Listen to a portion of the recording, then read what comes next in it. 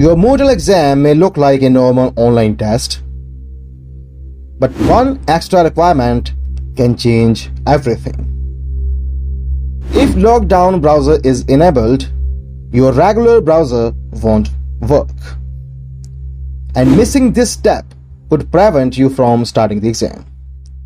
So here's how Moodle LockDown Browser works and how to prepare.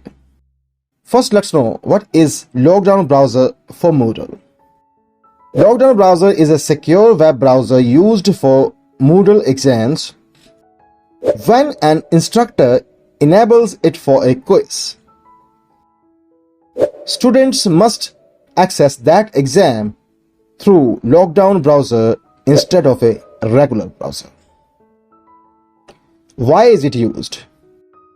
Educational institutions use LockDown Browser to reduce opportunities for cheating during online exams. Basically, it helps ensure students complete assessments under controlled conditions while allowing exams to be taken remotely or on campus. How does it work? Your instructor enables LockDown Browser for a Moodle quiz.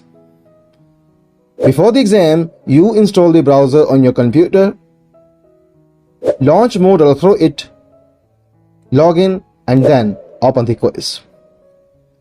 And once the exam starts, LockDown Browser automatically applies security restrictions until you submit the test. Now, what does it restrict? Prevents opening other websites during the exam, blocks switching to other applications, disables copy, paste, printing, and screen capture, restricts keyboard shortcuts and task switching, prevents opening additional browser tabs or windows, and also keeps the exam running in a secure environment until submission. This was all. Thanks for watching.